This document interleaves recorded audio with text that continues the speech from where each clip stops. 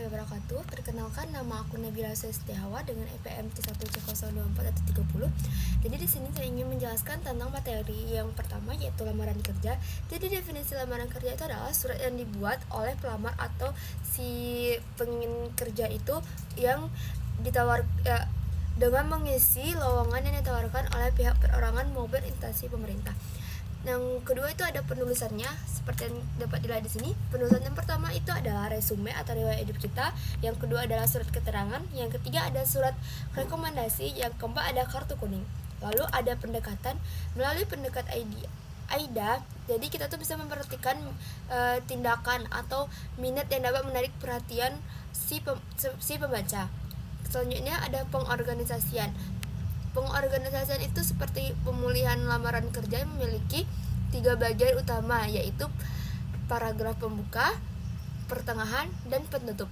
Yang terakhir ada tips. Nah, tips untuk lamar kerja itu adalah yang pertama latihan berbicara, yang kedua adalah riset perusahaan, yang ketiga adalah membangun jaringan profesional.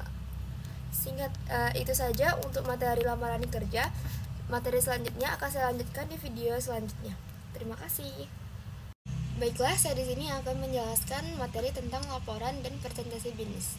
Dan definisi dari laporan itu adalah dokumen tertulis yang menyajikan informasi penting tentang bisnis dan untuk menyimpan hasil analisis atau yang terkait dengan bisnis.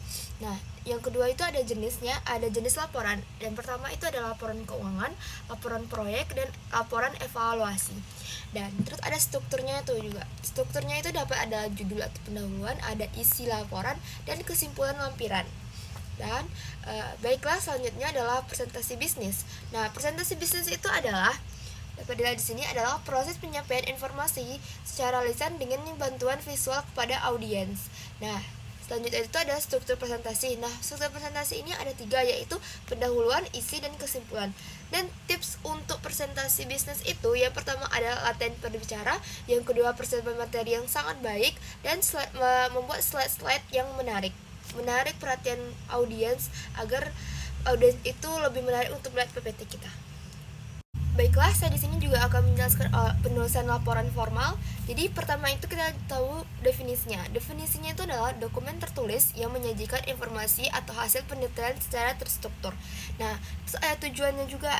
Tujuannya itu menyampaikan informasi agar kita tuh dapat mengetahui apa aja sih yang dapat kita lihat dari perusahaan tersebut. Nah, terus ada mempermudah pengambilan keputusan. Nah, pengambilan keputusan ini kita bisa kayak dari laporan itu kita tuh bisa, oh perusahaan ini ruginya segini, berarti kita bisa berinvestasi ke sini atau tidak gitu kan. Nah, yang ketiga itu adalah bukti tertulis. Nah, bukti tertulis itu tuh kayak laporan ini adalah bukti kita berhasil atau tidaknya kita dalam menjalankan bisnis tersebut misalnya. Yang terus ada strukturnya, dapat dilihat di sana. Strukturnya yaitu yang pertama itu adalah judul laporan, terus ada halaman pengesahan, daftar isi, pendahuluan, dan metode penelitian. Yang keenam ada isi laporan, yang ketujuh ada kesimpulan. Nah, jadi yang harus kita hindari dalam penulisan laporan itu ada 3. Nah, yang pertama itu ada informasi yang tidak relevan, terus ada penggunaan bahasa yang tidak tepat, dan bukti yang kurang mendukung. Nah, dalam penulisan laporan formal ini juga ada tipsnya loh. Nah, yang ada tipsnya itu ada 4. 1 adalah perencanaan yang matang, 2 menggunakan poin-poin, 3 periksa ulang. Periksa ulang ini kita mungkin ada yang salah, jadi kita bisa merevisinya lagi dengan cara melihatnya ulang. Dan konsistensi. Baiklah, kita akan lanjut ke materi selanjutnya. Baiklah, saya akan menjelaskan tentang laporan singkat. Nah, jadi pertama kita harus tahu apa itu laporan singkat. Jadi, laporan ditulis secara singkat dan langsung ke inti masalah. Itu laporan singkat. Dan tujuan dari laporan singkat itu ada 3 ya. Yang satu menyampaikan informasi secara singkat, yang kedua ada mempermudah pengambilan keputusan, dan yang ketiga ada meningkatkan efisiensi. Nah, selanjutnya ada struktur. Strukturnya itu yang pertama adalah judul laporan. Itu sangat penting. Judul itu selalu yang pertama. Yang kedua itu ada pendahuluan, yang ketiga ada isi laporan, dan yang keempat adalah kesimpulan. Nah, terus ada ciri-ciri laporan singkat. Yang pertama itu isinya itu singkat dan padat. Yang kedua itu jelas dan berterstruktur. Yang ketiga adalah berbasis data. Yang keempat adalah objektif. Nah, dalam laporan singkat ini juga ada tipsnya. Yang pertama itu fokus pada tujuan yang ingin kita capai. Yang kedua adalah gunakan bahasa yang jelas. Yang ketiga adalah menggunakan ringkasan yang menarik, itu sangat penting. Selanjutnya, materi selanjutnya, baiklah, saya akan menjelaskan tentang wawancara kerja. Yang pertama, kita harus mengetahui apa itu definisinya. Definisinya itu adalah proses komunikasi antar kandidat atau perektur yang bertujuan menilai kemampuan, pengalaman, dan kecocokan kandidat untuk posisi yang dilamar. Nah, itu sama kayak tadi, kita tadi ya, ada materi yang pertama. Yang kedua itu adalah jenis-jenis. Nah, jenis-jenisnya itu adalah wawancara tatap muka, wawancara telepon, atau terus ada wawancara video dan wawancara panel.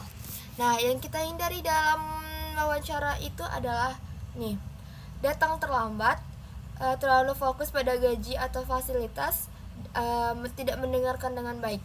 Nah, ada juga tipsnya nih untuk wawancara kerja itu. Yang pertama, bersikap percaya diri, jujur dan terbuka. Tanya balik tentu saja ajukan pertanyaan tentang perusahaan atau posisi yang kita inginkan.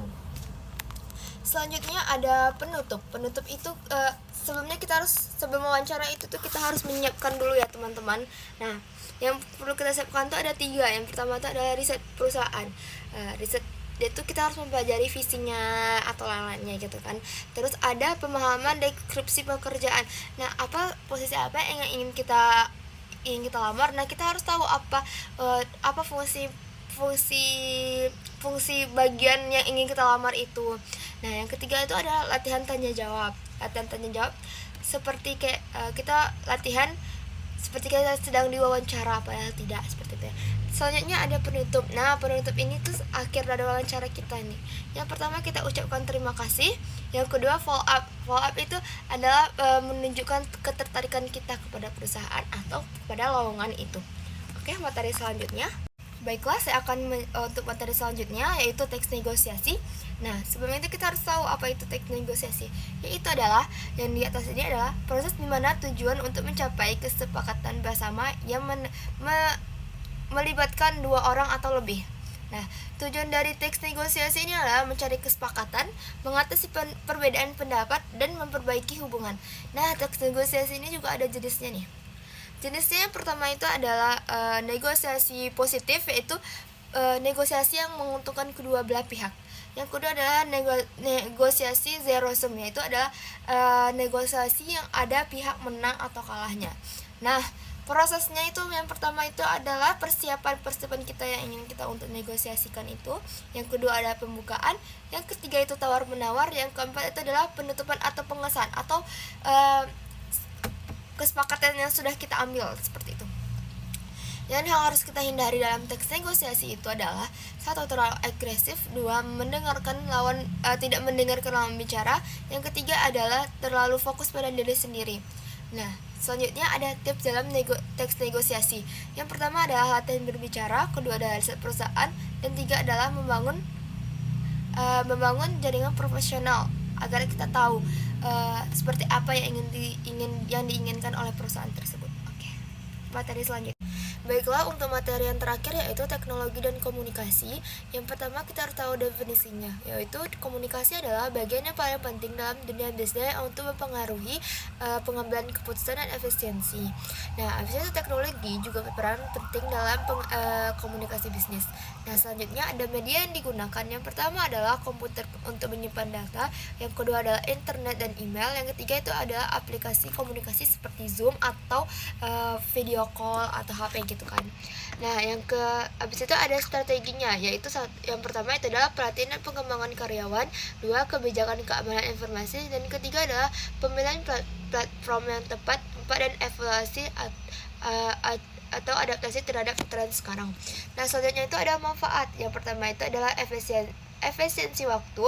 Yang kedua adalah kemudahan akses informasi. Yang ketiga adalah peningkatkan kolaborasi. Yang keempat adalah peluangan pasar global. Nah, selanjutnya itu adalah tantangan. Yang pertama adalah keamanan data dan privasi. 2. Kesenjangan digital. 3. Adaptasi terhadap perubahan perusahaan. Yang keempat adalah gangguan dalam komunikasi interpersonal. Baiklah, sekian materi dari saya dan penjelasannya. Assalamualaikum warahmatullahi wabarakatuh, dan terima kasih yang telah mendengarkan.